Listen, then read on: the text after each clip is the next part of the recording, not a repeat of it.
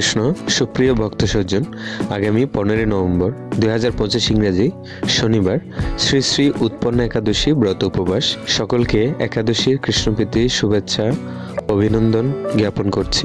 তো আমরা এই একাদশী যারা পালন করব এবং পালন করতে চাইছি, সকলের কাছে একটাই অনুরোধ, আপনারা সকলে পারণের সময়টা গুরুত্ব সহকারে আপনারা অবশ্যই মনে রাখবেন। পরের দিন পারণের সময় অর্থাৎ 16 নভেম্বর রবিবার 9:41 থেকে 9:46 পর্যন্ত খুবই অল্প সময়ে পারণের সময় নির্ধারণ করা আছে। তো সকলেই অবশ্যই পারণের মধ্যে আপনারা পালন করে নেবেন। তো আমরা আজকের ভিডিওতে একাদশীর মাহাত্ম্য সহ আরও গুরুত্বপূর্ণ কিছু বিষয় আলোকপাত করার চেষ্টা করব। তো ভিউয়ার্স, আপনারা সকলেই ভিডিওটি শেষ পর্যন্ত দেখবেন, সকলের কাছে অনুরোধ। তো আমরা আজকের একাদশী মাহাত্ম্য ভিডিওটি শুরু করতে যাচ্ছি। চলুন আমরা একাদশীর মাহাত্ম্য শ্রবণ করে আসি এবং অন্যান্য বিষয়গুলো আমরা শ্রবণ করে আসি। ওম নমো ভগবতে বাসুদেবায়। উৎপন্ন একাদশী মাহাত্ম্য। অর্জুন বললেন, হে দেব, অগ্রহায়ণের পূর্ণপদায়ী কৃষ্ণপক্ষের একাদশীকে কেন উৎপন্ন বলা হয় এবং কি জন্যই বা এই একাদশী পরম পবিত্র ও দেবতাদেরও প্রিয় তা জানতে ইচ্ছে করি। আপনি কৃপা করে আমাকে তা বলুন। শ্রী ভগবান বললেন, হে পিতাপুত্র, পূর্বে সত্যযুগে মূর নামে এক দানব ছিল। অদ্ভুত আকৃতি বিশিষ্ট সে দানবের স্বভাব ছিল অত্যন্ত কুপন। সে দেবতাদেরও ভীতিপ্রদ ছিল। যুদ্ধে দেবতাদের এমনকি স্বর্গরাজ ইন্দ্রকে পর্যন্ত পরাজিত করে স্বর্গ থেকে বিতাড়িত করেছিল। এভাবে দেবতারা পৃথিবীতে বিচরণ করতে বাধ্য হয়েছিল। তখন দেবতারা মহাদেবের কাছে গিয়ে নিজেদের সমস্ত দুঃখ সবিস্তারে জানালেন। শুনে মহাদেব বললেন, হে দেবরাজ, যেখানে শরণাগত বৎসল জগন্নাথ গরুধ্বজ বিরাজ করছেন, তোমরা সেখানে যাও। তিনি আশ্রিতদের পরিত্রাণকারী, তিনি নিশ্চয়ই তোমাদের মঙ্গল বিধান করবেন। দেবতাদের কথা মতো দেবরাজ ইন্দ্র দেবতাদের নিয়ে ক্ষীর সমুদ্রের তীরে গমন করলেন। জলে শায়িত শ্রী বিষ্ণুকে দর্শন করে দেবতারা হাত জোট করে তার স্তব করতে লাগলেন।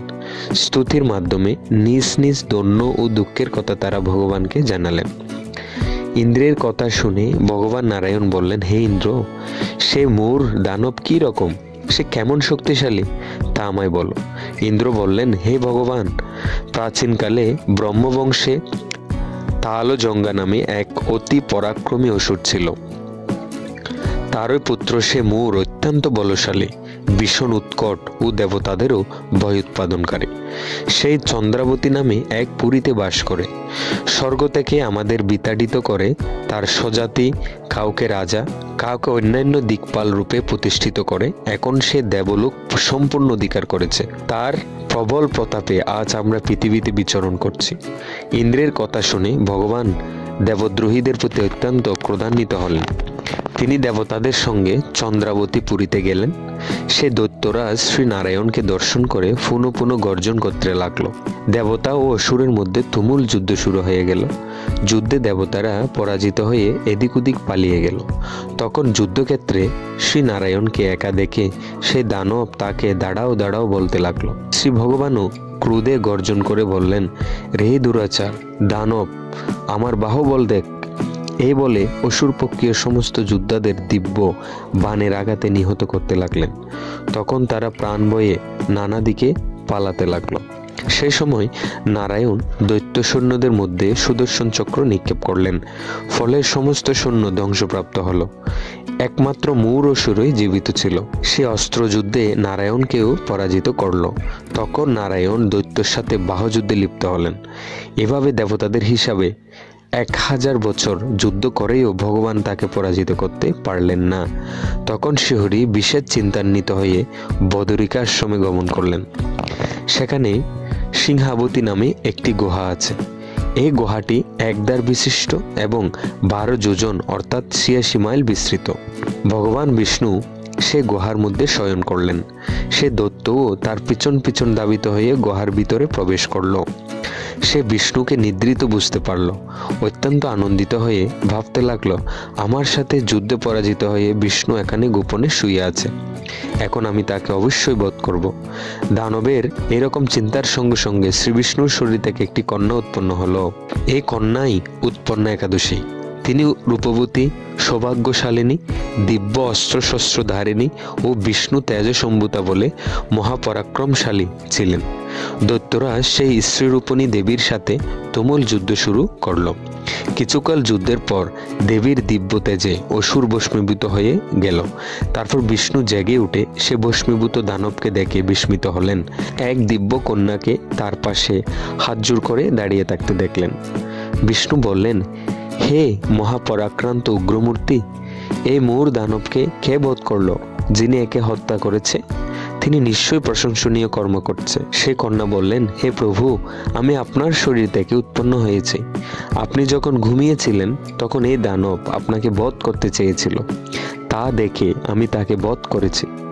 আপনাদের কৃপাতেই আমি তাকে বধ করতে পেরেছি।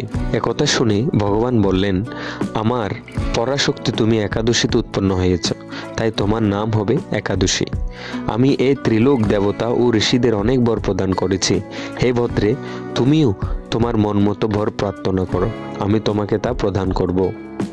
একাদশী বললেন, হে দেবেশ, ত্রিভুবনের সর্বর্থ আপনার কৃপায় সর্ববিঘ্ন নাশিনী ও সর্বদায়িনী রূপে যেন পরম পূজ্য হতে পারে এই বিধান করুন।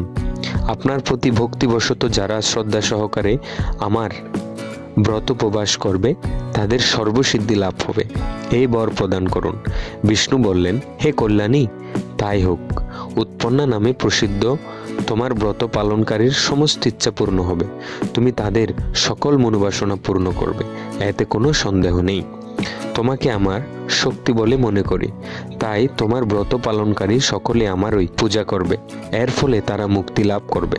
তুমি হরিপ্রিয়া নামে জগতে বিখ্যাত হবে। তুমি ব্রত পালনকারীর শত্রু বিনাশ, পরম গতি দান এবং সর্বসিদ্ধি প্রদান করতে সমর্থ হবে।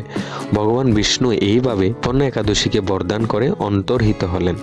সমস্ত ব্রতকারী দিবারাত্রি ভক্তিপরায়ণ হয়ে এই উৎপন্না একাদশী উৎপত্তির কথা শ্রবণ কীর্তন করলে শ্রীহরির আশীর্বাদ লাভে ধন্য হবেন। হরে কৃষ্ণ কৃষ্ণ কৃষ্ণ হরে হরে, হরে রাম রাম রাম হরে হরে। জয় জয় উৎপন্না একাদশী কি জয়। একাদশী পালনকারী সমস্ত ভক্তবৃন্দ কি জয়। অনন্ত কোটি বৈষ্ণব ভক্তবৃন্দ কি জয়। সমস্ত ভক্তবৃন্দের ভক্তি বৃদ্ধি হোক কি জয়। গৌর প্রেমানন্দে হরি হরি বল। সকলকে অসংখ্য ধন্যবাদ যারা এতক্ষণ ধরে উৎপন্না একাদশীর ব্রত মাহাত্ম্য কথা মনোযোগ সহকারে শ্রবণ করেছেন। সকলের উপর ভগবানের কৃপা বর্ষণ হোক এবং সকলে ভগবানের কৃপা লাভ করুন এবং একাদশীর কৃপা, একাদশী উপবাসের ব্রতের কৃপা আপনারা সকলেই লাভ করুন, এটাই ভগবানের কাছে প্রার্থনা। সকলে ভালো থাকবেন এবং আগামী একাদশীর মাহাত্ম্য পেতে অবশ্যই আমাদের এই ছোট্ট চ্যানেলটি সাবস্ক্রাইব করে আমাদের সাথে যুক্ত থাকবেন এবং পরবর্তী আমাদের ধর্মীয় যে সমস্ত একাদশী এবং ধর্মীয় তিথিসমূহ রয়েছে সব কিছুর মাহাত্ম্য থেকে শুরু করে সমস্ত আপডেট আপনারা পেতে আমাদের সাথে অবশ্যই যুক্ত থাকবেন। সকলকে অসংখ্য ধন্যবাদ, ভালো থাকবেন। হরে কৃষ্ণ।